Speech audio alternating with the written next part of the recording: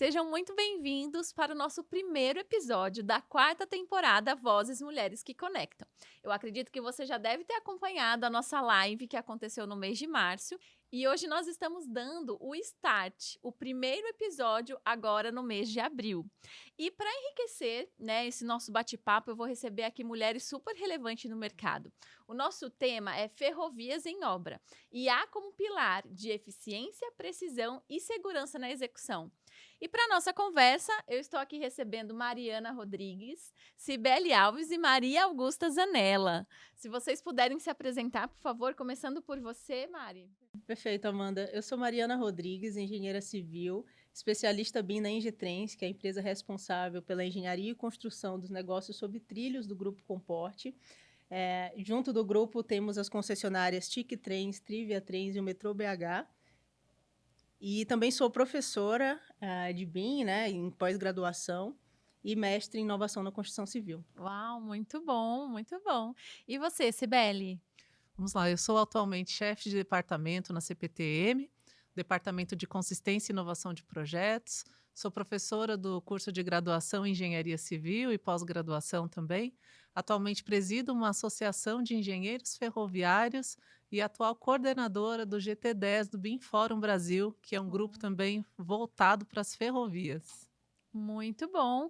E Maria Augusta Zanella, que já é bem conhecida aqui no Vozes. Por favor, Guga. Depois dessa também ficou difícil.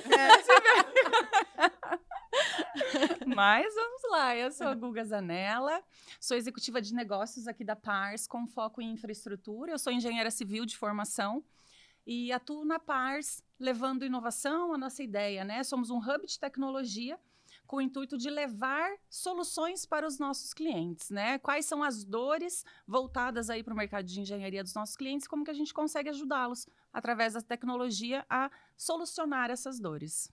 Muito bom, sejam muito bem-vindas. É um prazer receber vocês, viu? Vamos começar aqui falando um pouquinho com você, Cibele. Eu gostaria que você contasse um pouco sobre os seus desafios do dia a dia e como que a CPTM ela se posiciona no ecossistema de ferrovias. Se você puder contar um pouquinho para a gente esse contexto. Perfeito. Então, falando um pouquinho de BIM, né, de tecnologia, enfim, a CPTM iniciou essa implantação lá em 2012, 2013, com uma publicação dos primeiros editais, e depois em 2014 a 2016, os primeiros projetos pilotos foram implantados. Então, a equipe de engenheiros, arquitetos, técnicos também foram formados, né, e receberam todos os treinamentos necessários e estiveram aptos ali para o desenvolvimento efetivo de projetos, né? Tanto projetos funcionais, anteprojetos, básicos e executivos. Então, hoje, a gente vem agora, né, transformando aí a CPTM, que está passando por um processo, né, de concessões, e agora, de 7 linhas que nós operávamos, né, agora a gente opera uma linha. A partir de junho, a gente passa a concessão de mais 3 e, nesse momento de transformação é que a gente precisa realmente inovar, né. Então, assumimos aí todo o projeto em si, e tratando também da metodologia BIM, e agora com uma frente mais voltada para a implantação também, para acompanhar os resultados pós-projetos. Muito bem, muito bem. E Mari, para você, como que tem sido na TIC Trends? Qual é o posicionamento no ecossistema, os seus principais desafios? Os negócios sobre trilhos no grupo são relativamente novos, né? A gente recentemente pegou algumas concessões, então eu diria que a gente está no início do processo de implantação e operando ao mesmo tempo, né? Os usos da tecnologia.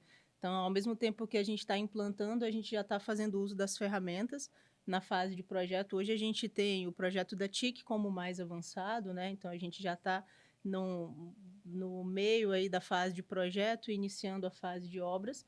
Então, eu diria que esse é o desafio, uma empresa relativamente nova, onde a gente está captando muitos profissionais do mercado para conseguir fazer essa implementação e, ao mesmo tempo, aplicando as tecnologias voltadas para um setor ferroviário, que é um setor de infraestrutura, que ainda tem grandes desafios, né? Se tratarem de empreendimentos lineares, de muitas interfaces. Acredito que esse seria hoje talvez o maior desafio do setor relacionado à tecnologia, não só a tecnologia em si, mas as interfaces, as integrações que a gente precisa ter durante o projeto. É um segmento extremamente operacional, né? E técnico, e complexo, não é mesmo? E eu gostaria, Guga, que você compartilhasse um pouco com a gente como é que tem sido as tendências da infraestrutura olhando para a ferrovia, se você pudesse posicionar como o mercado está hoje e como que a Pars ela consegue trazer, enriquecer mesmo, trazer soluções para esses grandes desafios, como elas têm comentado aqui conosco. Ai, que legal. É, é um momento é um momento muito peculiar, né, que a gente vive aí, e é um momento muito bom, pensando nos investimentos de infraestrutura. Eu acho que desde o ano passado, com uma carteira muito rica de concessões esse ano também, mas nos últimos anos, né, o governo como um todo olhando para um investimento muito robusto em infraestrutura, isso obviamente está movimentando o mercado e faz com que todo o ecossistema se movimente. E qual é a ideia, né? Levando em consideração projetos tão complexos, tão robustos, a gente precisa de tecnologia para abarcar isso. E bem como a Mari disse, a questão de desafios de você não só na parte de projeto, mas também na parte de implantação, né? Como que eu trago as informações de projeto para a obra e depois levo isso para manutenção e operação, né? A gente olhando aí para concessões de 30 anos, como que eu me aproprio das informações ao longo de todo o ciclo de estruturas, eu tenho as estruturas pontuais ali dos terminais, das estações, mas eu tenho muita linearidade. Então, são extensões muito grandes que precisam de atenção, que precisam de acompanhamento. Eu acho que um dos principais desafios que a gente olha hoje é essa conexão de informações ao longo de todo o ciclo de vida do ativo, né? Porque quando a gente pensa em concessões, a principal parte deste ciclo está lá na operação e manutenção, nessa concessão de como manter aquele ativo. E como que eu posso melhor manter esse ativo? Entendendo como ele foi construído, entendendo como ele foi projetado. Então, eu acho que o papel da Pars em levar tecnologia, em levar tecnologias conectadas para esse segmento, olhando para esses desafios de ter as informações precisas, ter as informações confiáveis. Interessante o teu departamento, né, Sibeli? Quando a gente fala de consistência da informação, isso é fundamental, né? Como que você consegue ter consistência e confiança das informações e daquilo que você está colocando no projeto e depois vai para a construção, tudo isso. Então, eu acho que a Pars olha nesse sentido de fornecer a tecnologia, né, para que esses projetos sejam bem desenvolvidos, e aí, desde os estudos iniciais, né, nas fases de implantação, até depois obra e também manutenção e operação. Certo. E nesse cenário de tanta complexidade, né, operacional e técnica, como que você enxerga que a inteligência artificial ela pode transformar o setor de ferrovias? A gente vem vendo muita evolução, inteligência artificial aí causando muita revolução em diversos setores. Na engenharia não é diferente, não vai ser diferente. Muita coisa já está acontecendo e muita coisa já acontece há algum tempo, né?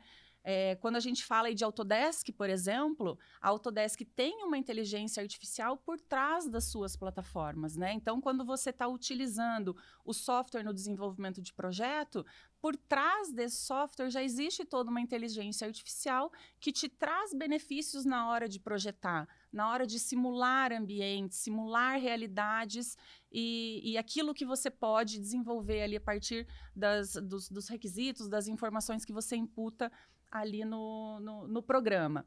Mas eu vejo que isso, nos últimos anos, aí, tem tido uma crescente muito forte.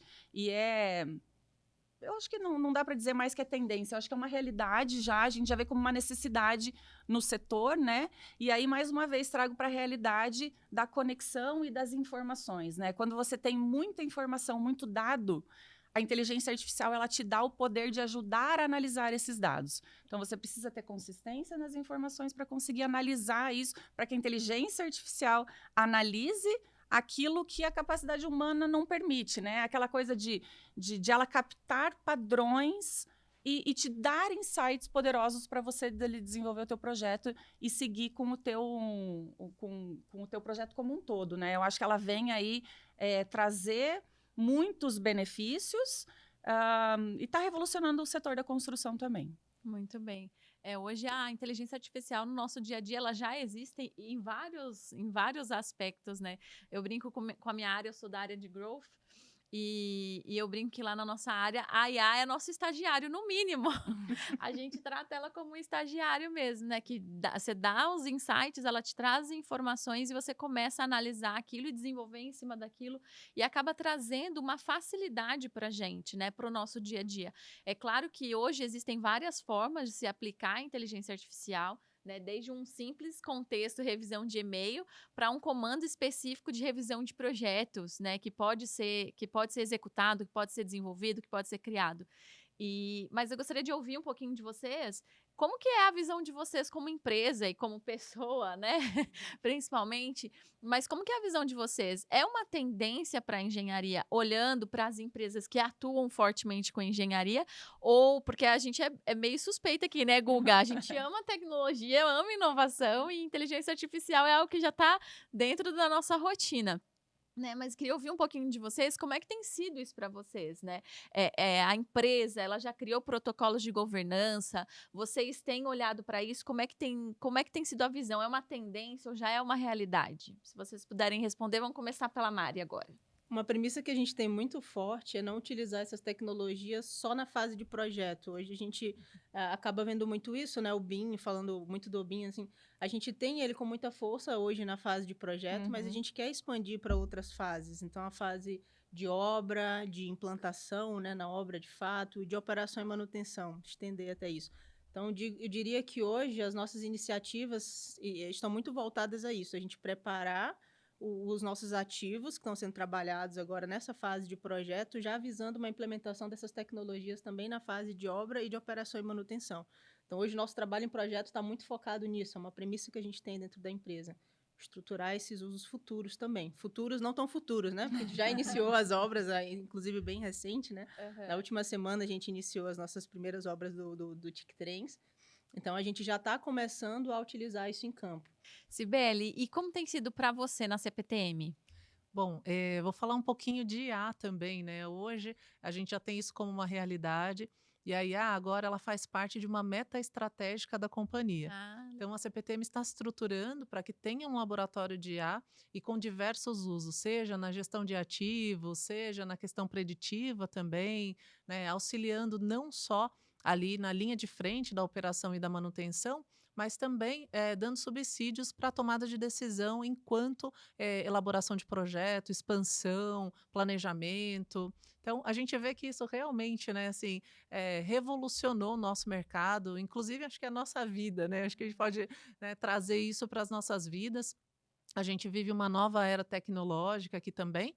E, claro, né, agora, como a gente vai utilizar isso, né? Como a gente faz o uso de toda essa ferramenta, né, desse ferramental, enfim, de uma maneira muito eficiente. Então, penso que nunca mais a gente vai projetar, né, como nós projetávamos antes. Então, eu não vim do nanquim, mas vim ali da prancheta, né? Passei ali pelo 2D, enfim, agora já foi uma grande revolução a gente ter o projeto ali tridimensional e ainda, né, com ferramentas de IA agora embarcadas nas nossas ferramentas do dia a dia, ferramentas digitais. Então, a gente, né, caminha para uma forma diferente, né, para um formato mais generativo de trabalho, enfim, tudo isso, né, agrega muito valor, traz muita mudança e agora o ser humano precisa fazer o que ele faz de melhor, que é se adaptar às novas tecnologias. Então, falando um pouquinho de IA, até para complementar, né, voltando para o nosso setor assim também, a gente tem um dos problemas assim do dia a dia, acho que é um volume muito grande de documentações, né? Então a gente fala muito de modelos digitais, mas ainda existe a necessidade das documentações. E a gente fala de volumes gigantescos, né? O projeto de uma infraestrutura ferroviária, a gente tem diversos sistemas envolvidos. Eu diria que uma primeira aplicação que a gente tem estudado muito são a análise dessas documentações em IA. Então, fazer ali rotinas que ajudem a gente nessa fase de projeto a entender esses documentos, entender os requisitos, entender as premissas do nosso edital de concessão, né? Então, a gente acaba utilizando muito a IA para conseguir melhorar essa nossa fase de projeto. E aí sim expandir para a fase de obra. Agora a gente já está pensando em tecnologias voltadas para a implantação do projeto também. E aí já conectando com planejamento de obras, a gente está fazendo já algumas rotinas para poder fazer aquele previsto e real em campo, né? E depois estender para operação e manutenção. Então, ver falha em trilho, uma IA que consiga identificar ali se o trilho precisa daquela manutenção. Eu acho que é um conjunto de tecnologias que a gente vai interligando, né? Camadas de informação, camadas de tecnologia, e a gente precisa capacitar a IA para conseguir entender desses dados, né? E conseguir entender das nossas análises, entender a complexidade dos nossos contratos ali, que não é uma coisa tão linear também, tem diversas interfaces ali envolvidas, né? Então, acho que um desafio muito grande é esse, a gente conseguir capacitar a inteligência artificial e conseguir estruturar muito bem essas camadas de informação e as diversas áreas envolvidas para a gente conseguir realmente ter um produto que atenda às nossas necessidades. E eu acho que a gente está caminhando para isso, né, Sibeli? É isso aí. Olha, só para exemplificar o que a Mari comentou, para a gente ter uma ideia, né? Traduzir em números. As nossas estações, a gente tem mais ou menos aí mais de 2.000 documentos gerados para cada estação, né? Fora o linear, fora o trecho. Enfim, então é um grande volume de dados, é bem isso que a Mari comentou, né? E gerir tudo isso não é simples, é de fato bastante complexo. Eu acho que a gente fala muito, né? Essa questão hoje de um dos principais desafios do quanto tempo você leva para encontrar uma informação, né? Porque às vezes está num documento que está em outro lugar, às vezes num aplicativo e tal. Qual é a informação mais atualizada? Qual é a última versão? Aonde está? Então, quando a gente trata de um projeto simples, já é muito documento, muita informação. De projetos complexos como esse, que nem se falou, um número absurdo, e às vezes é um número absurdo de papel, né? Sim. Então, tem níveis de complexidade. Mas uma coisa também que me chamou a atenção, até essa questão da organização da informação desde o BIM, não, né? Parece que desde o BIM. Desde a época que a gente falava no BIM, né? Olha só quanto tempo. Mas fiquei até impressionada. Você falou de 2012, foi? Que vocês iniciaram lá o projeto de BIM na CPTM. Mas a gente sempre falou da questão da organização da informação para estar ali no modelo, né? Porque é ela que precisa estar padronizada, ela precisa ser inserida de uma determinada forma para que você consiga se apropriar e ela te traga insights e tudo isso. E a IA também parte desse princípio, né? A IA, ela aprende por padrões. E se esses padrões estão errados, se você passa a informação errada para ela, ela vai aprender errado, né? Você falou, como que eu vou treinar a IA? Se você treina a IA com base em informações equivocadas, ela não vai te entregar aquilo que você espera, né? Então, eventualmente, pode ser um tiro no pé. Se você começa a usar por usar, porque agora eu tenho que começar a usar e vai usando de qualquer jeito, sem entender a complexidade do... Porque, assim, obviamente, né? A inteligência artificial, ela é muito inteligente, né? A engenharia, na sua complexidade, não vai, né? Não é algo tão simples assim. Agora também, claro, né? Autodesk e os grandes fabricantes estão aí para desenvolver isso. Mas para a gente começar efetivamente a poder confiar naquilo que ela nos entrega, baseado ali na engenharia pura, é complexo, né? É complexo, demanda tempo e é uma questão bem importante aí.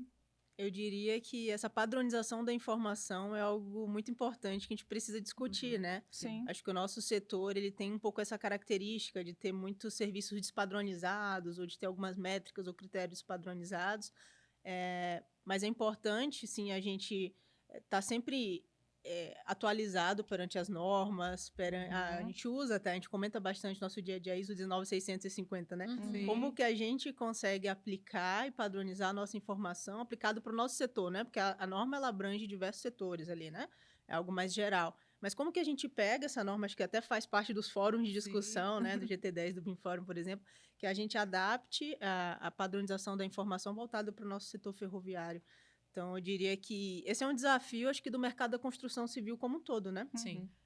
Eu acredito que, assim como a gente falou lá atrás, quando começou a se falar sobre modelagem BIM, né, sobre a importância de se estruturar o dado, é algo que percorre e hoje se faz cada vez mais necessário, né? Juntando tudo que vocês falaram aqui, a base é o dado. E se ele não estiver bem estruturado, e acredito que nem só o dado, mas também o processo bem definido, né? Ter os padrões bem definidos, eu acho que é super importante para conseguir dar uma atração. né? Como a Guga falou a respeito da inteligência artificial. Se você não treina ela corretamente, como é que você garante? E um ponto importante também é o que está por trás da inteligência artificial. Quais plataformas vocês têm utilizado? Né? Hoje, por exemplo, tem soluções como o AI Assistant da própria Adobe, que ele faz o treinamento, não, ele traz a inteligência artificial com base nos dados que está dentro da sua própria empresa. Então, os dados que você insere, ele é treinado com todo o seu time ali, e aí ele te traz só o que está dentro da própria empresa. Então, a IA, ela não alucina. Uhum.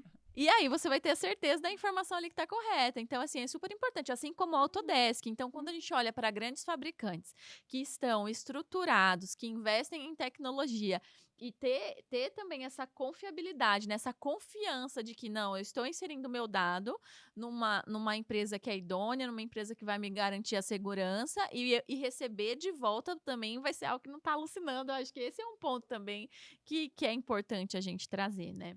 Citar mais um exemplo, acho que falando um pouco disso que a gente está falando aqui. Como eu tinha comentado no começo, a gente tem muitas interfaces, né, no nosso processo. E nisso a gente tem muitas projetistas envolvidas também. A gente tem diversos parceiros ali que também atuam com a gente.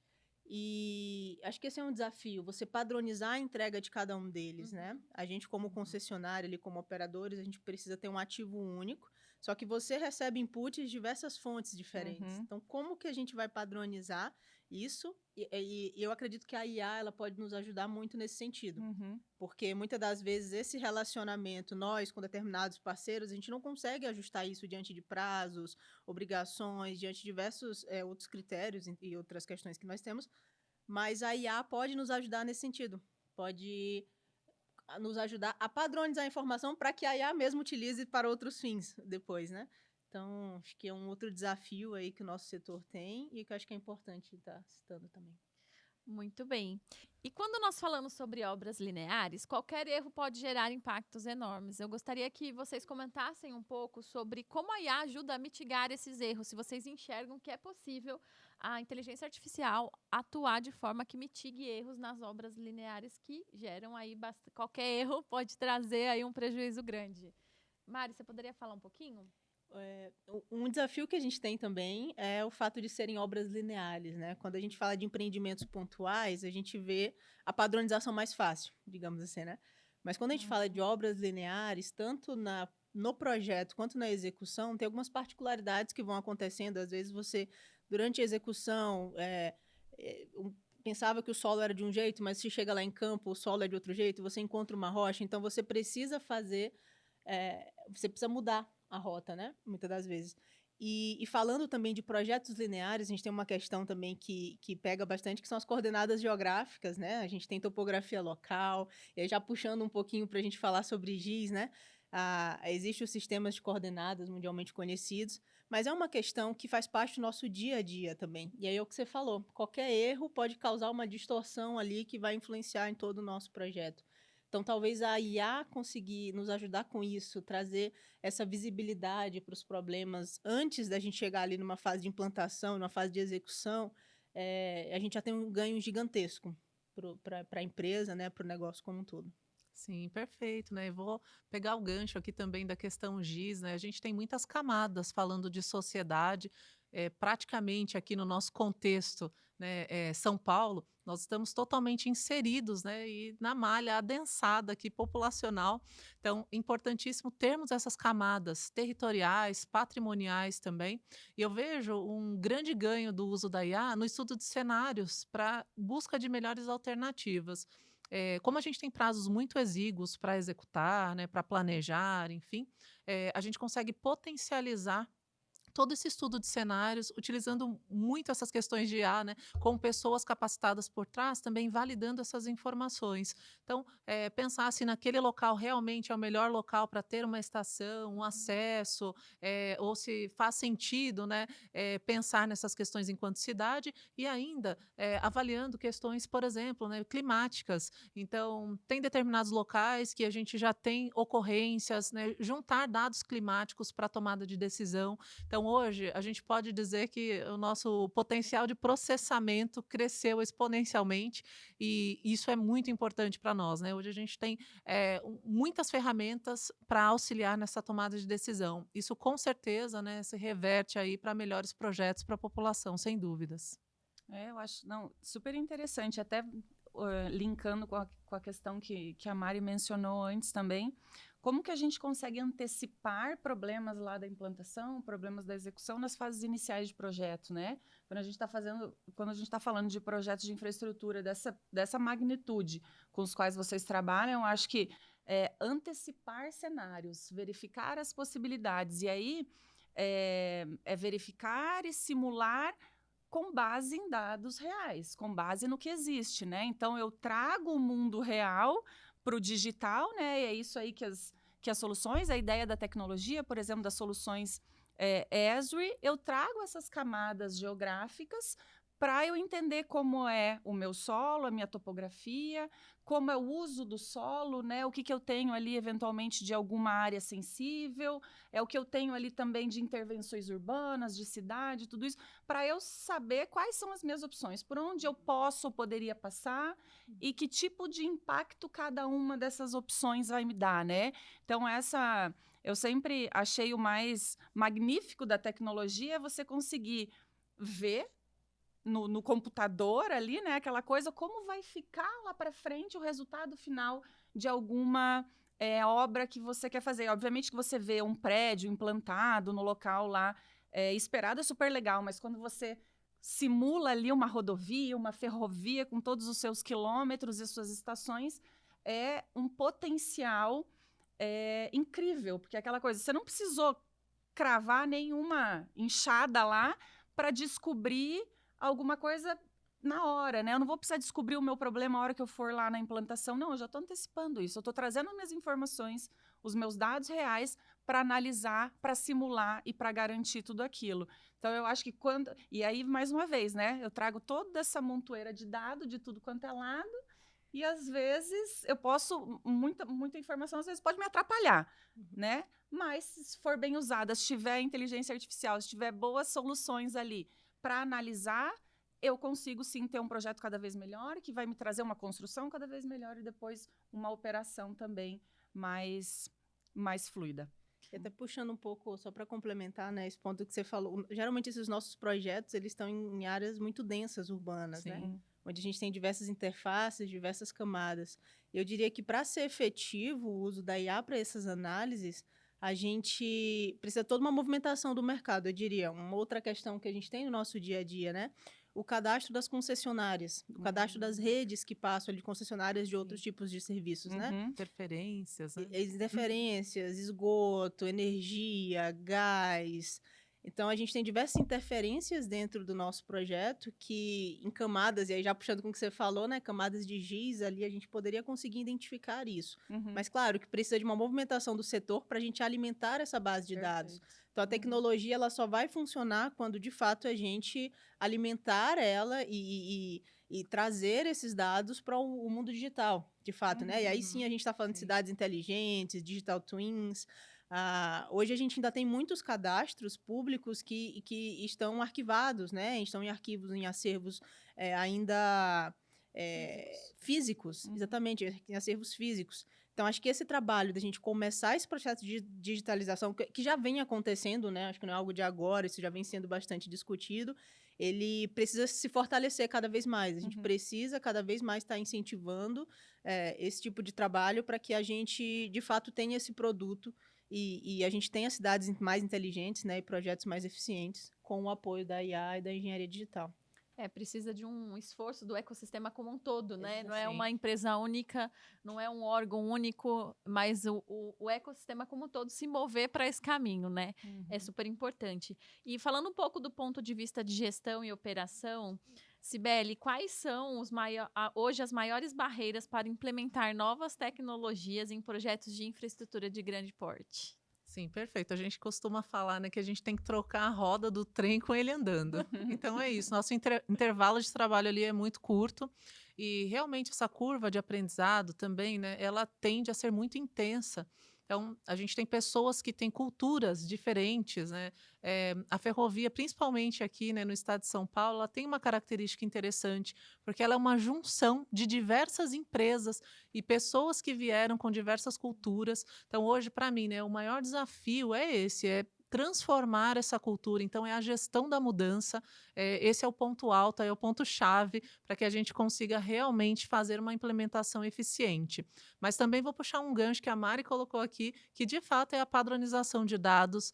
Isso também é um outro desafio que eu levanto aqui, porque sem padronização, né, a gente vai digitalizar o processo e digitalizar um processo errado é muito ruim, né? Então a gente vai ter ali muito retrabalho, né, trazer fluxos que não são eficientes. Então, importantíssimo a gente trabalhar aqui antes, né, no bastidor, padronizar esses dados, ter uma informação de qualidade e aí sim fazer uma digitalização bastante efetiva. Muito bom. Posso complementar um ponto que você tocou também?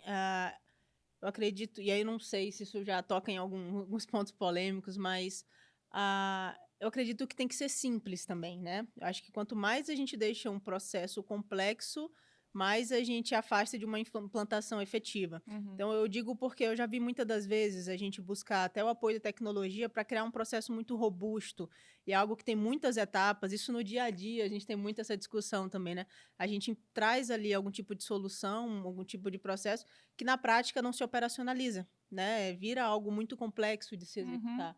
Então, eu diria que para ser eficiente, para funcionar, a gente precisa que seja simples. E aí eu acho que esse é um desafio, né? Como que a IA, e, na verdade, a gente usar a IA a nosso favor para deixar os processos mais simples para quem está operando na ponta. Porque senão acaba fazendo justamente o contrário, né? Você quer implantar o perfeito dos processos, mas daí para a pessoa que está operando, que vai usar aquilo, não, mas isso é difícil, isso não funciona, isso não quer, abandona.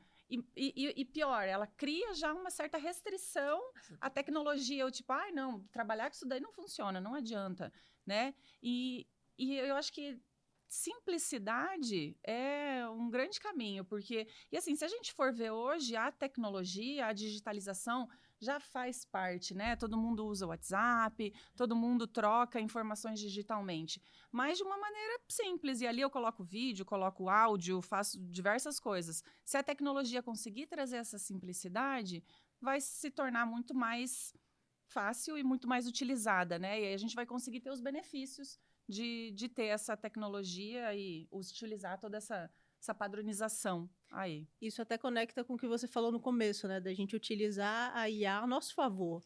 Então, se a gente cria um processo que ele é complexo, e muitas das vezes vai ser, porque as nossas rotinas, nosso dia a dia é complexo, mas a gente usar a IA para tentar deixar isso simples para o usuário. Para o usuário conseguir executar com mais facilidade. Então, até a questão da interface amiga, né? Da gente conseguir deixar intuitivo para o usuário. E aí a gente ganha tempo para analisar a informação que está ali, não operacionalizando tanta coisa. Então, talvez a gente preparar a IA para ela operacionalizar e fazer a parte mais complexa do negócio e a gente usar a nossa inteligência para analisar os dados, né?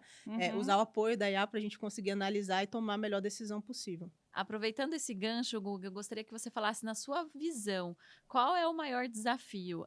É a tecnologia em si ou é a maturidade digital das empresas e das organizações hoje? Ou cultura também, né? Não só maturidade, mas também a cultura das empresas. Assim, eu acho que, sem sombra de dúvida, é a cultura, é a maturidade das empresas, das pessoas que estão nessas empresas, obviamente. Porque, assim, tecnologia a gente tem muita coisa. A gente, né, e aí, não é querer puxar a sardinha para o nosso lado, mas, né, o hub de tecnologias. E eu penso, obviamente, que tem algumas coisas um pouco mais complexas, mas muita tecnologia que não exige tanto treinamento, digamos assim, mas tecnologia simples, de fácil utilização e de todas as maneiras. A tecnologia existe, ela está aí para ser usada. O que precisa é uma motivação da empresa, uma cultura organizacional da empresa que olhe para a inovação, que tenha isso como foco, como pilar, porque se não for uma estrutura ou se não for uma decisão empresarial, é muito difícil funcionar, né? Se for esperar que um ou outro funcionário isoladamente, às vezes traga uma ideia ou comece a movimentar algo, não vai para frente. Precisa ser é um desafio das empresas, mas precisa ser encarado, porque se não for, ou quanto mais demora, mais para trás vai ficar, e é uma corrida que não dá para demorar muito para dar a largada. Tá certo. Estamos caminhando aqui para o final do nosso episódio. E para encerrar, eu gostaria que vocês deixassem uma mensagem, né, um conselho para as mulheres que estão nos assistindo. Afinal, o Vozes Mulheres que Conectam tem como objetivo trazer conteúdo relevante para o mercado, por mulheres relevantes para o mercado, e também impulsionar mulheres que estão no mercado de trabalho, que estão começando agora ou já estão há algum tempo. Então, eu gostaria que vocês deixassem essa mensagem, esse conselho para as mulheres. Vamos começar por você, Mari? Que essa visão de ter a inovação como algo estrutural é fundamental. A gente estabelecer também, né, uma governança que seja robusta para suportar tudo isso. Eu também sigo na gestão de projetos tradicional, a gente precisa ter ali um fluxo, né, que funcione muito bem. Mas as tecnologias estão aí e cada dia a gente vê mais soluções para diversos desafios, né?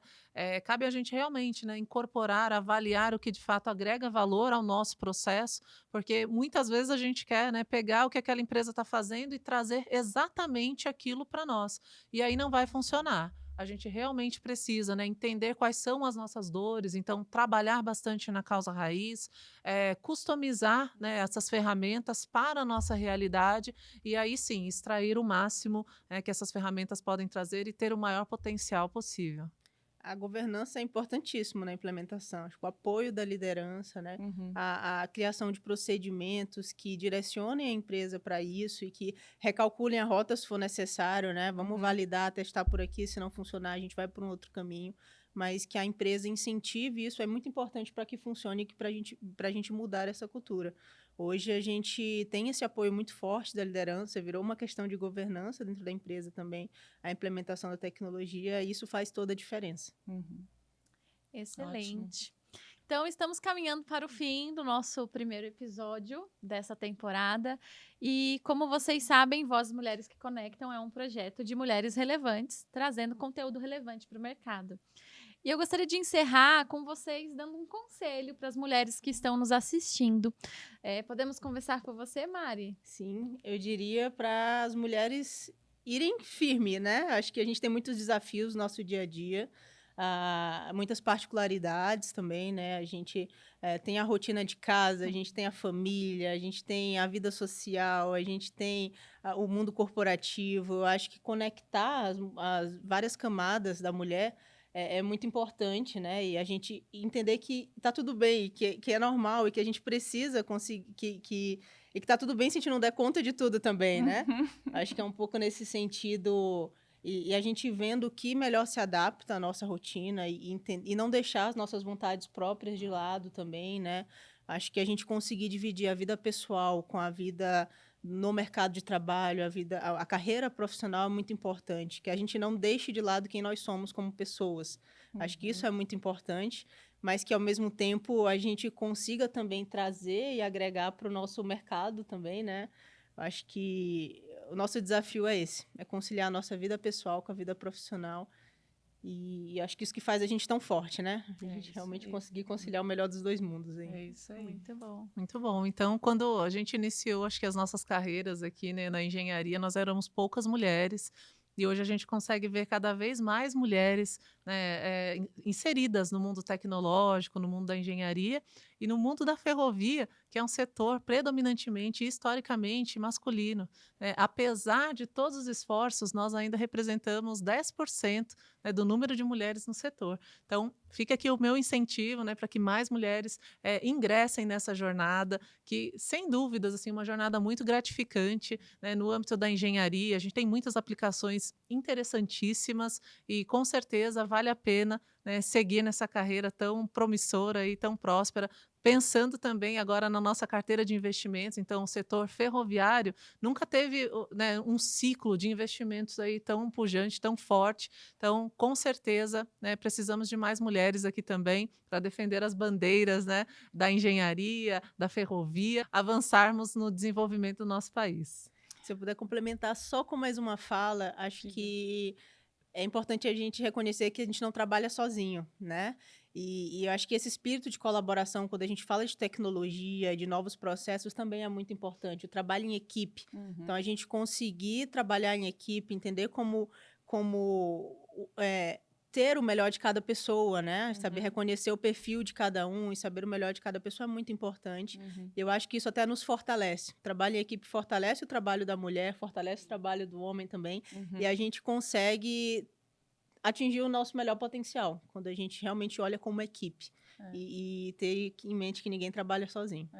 E como é legal quando a gente vê mulheres nessa equipe, né? Ou mais mulheres fazendo parte dessa equipe. Então, o meu conselho, né, é procurar mulheres como vocês, que inspiram e que mostram pra gente que é possível. Eu acho que hoje não é falando para alguém que é representante da classe de engenheiros ferroviários, que eu jamais imaginaria... Olha, até eu, né, falando assim, eu, mulher, jamais imaginaria uma mulher nessa posição, mas é a surpresa mesmo e a gratidão de ver que você chegou e que várias mulheres chegaram em lugares que há um tempo atrás a gente não imaginava. Então, eu acho que é se inspirar em mulheres que conseguiram e ter a certeza que a gente pode também, né? Você pode, todo mundo pode, se empenhando e fazendo, eu acho que trabalhando duro, né? As coisas acontecem e é isso. Muito obrigada por cada uma de vocês que esteve aqui para enriquecer o nosso bate-papo. Tenho certeza que eu aprendi bastante, quem está acompanhando aqui com a gente, com certeza. E você que está aqui, que acompanhou até o final, muito obrigada. Você, mulher que está aí, o nosso conselho para você: ocupe o seu lugar, dê voz à sua voz e fique conectado. Tem muita novidade chegando. Nosso episódio próximo vai ser lançado em maio. Até lá!